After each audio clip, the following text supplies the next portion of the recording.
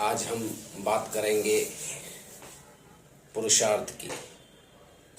सफलता तो आप शॉर्टकट से या किसी प्रकार से हासिल कर सकते हैं, लेकिन वहाँ पर लंबे समय पर टिके रहने के लिए आपको पुरुषार्थ और सही फैसले की ज़रूरत लगती है। आइए समझते हैं इस उदाहरण के माध्यम से।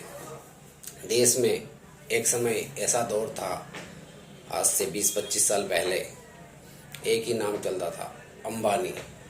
अंबानी बोले तो अनिल अंबानी। मीडिया का पोस्टर बॉय थे, सभी जगह सभी के चहेते अनिल अंबानी। और सबसे युवा उद्योगपति सांसद, एक ऐसा आदमी जिसके कहने पर बैंकों की लाइन लगी रहती थी। अनिल दिल थे तो मुकेश दिमाग थे।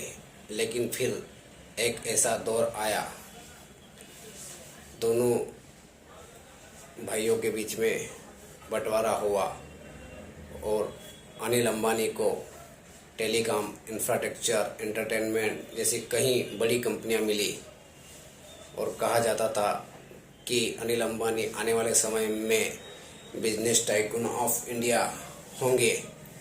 लेकिन फिर पुरुषार्थ वक्त ने करवट बदला और जो उनकी फ़ायदे वाली कंपनियां थी वो टेलीकॉम में तूफान आने के कारण नीतियाँ बदली, सरकारें बदली, उसके कारण वही फ़ायदे वाली कंपनी नीचे गिरावट में आने लगी।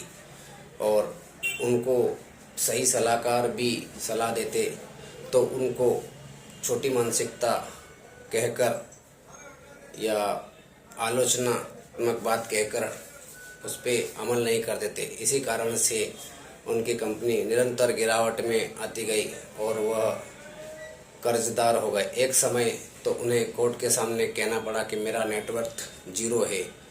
जिस इंसान के कहने पर बैंक वाले लाइन लगा रहते थे, उसी के कारण, गलत फैसलों के कारण कई निवेशकों के पैसे डूब गए।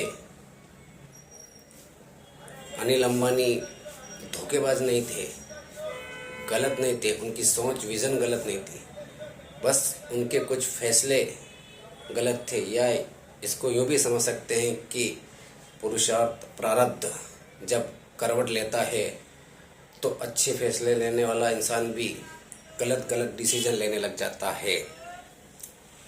और कुछ समय का भी फेर रहता है। इसे आप हर नीचे की गिरावट को आपके लिए गलत ही नहीं होती है, कभी कभी वो आपके लिए फ़ायदे का सौदा भी होती है। फ़ायदा ऐसे कि आज अनिल अंबानी, जरूर उनकी नेटवर्थ कम हुई है, लेकिन आज उनका रुझान पूर्ण रूप से आध्यात्मिक हुआ, आध्यात्म की तरफ मुड़ गए हैं और यही जीवन का मूल उद्देश्य है। पर इसका मतलब ये नहीं कि आप जानबूझकर ऐसे डिसीजन लें, क्योंकि आप जब बड़ी ऊंचाई पर जाते हैं तो आप पर के साथ कई लोग जुड़े होते हैं, उनका भरोसा आप पे होता है। इसलिए कहते हैं कि शिखर पे पहुंचना आसान है, लेकिन शिखर पर बने रहने के लिए आपको सही विवेक, सही फैसले और प्रारब्ध की आवश्यकता होती है। दोस्तों, ये बात आपको कैसी लगी कमेंट करके बताइएगा और मेरे चैनल को सब्सक्राइब कीजिएगा, लाइक कमेंट कीजिएगा।